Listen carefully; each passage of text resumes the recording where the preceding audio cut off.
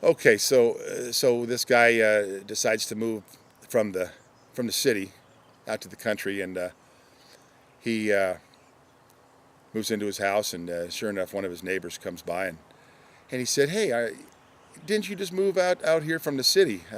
You're the city fella, aren't you?"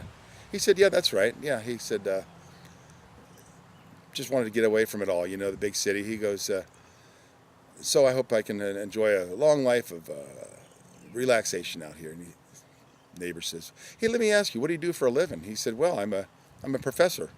I teach a course at the university in town in deductive reasoning." And his neighbor says, "Deductive reasoning? What's that?" He said, "Well, I'll give you an example. I'll start by asking you a question." He said, "Do you own a dog?" He said, "Yeah, I have a dog." He said, "Okay, now since you have a dog, I would deduce that it's likely that you have a home and a yard to keep the dog in." He said, "Yeah, that's true. I do have a house and a yard."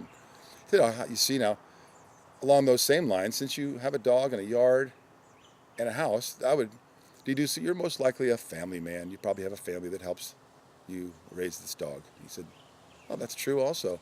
And he said, "You see now, and furthermore, along those same lines, and since you're a family man with a yard and a dog and a family, I would also deduce that you're most likely are a heterosexual man."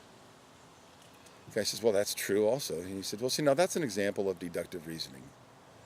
The guy says, "Yeah, that's kind of interesting." He goes, "I'll be seeing you around." "All right, take care." Anyway, so this neighbor goes over to his neighbor the next day and he says, "Guess what? I just met the new city feller. He's some kind of professor at the university in town. He teaches a course in deductive reasoning." And his neighbor says, "Deductive reasoning? What's that?" He says, "Well, I'll give you an example, and I'll start by asking you a question."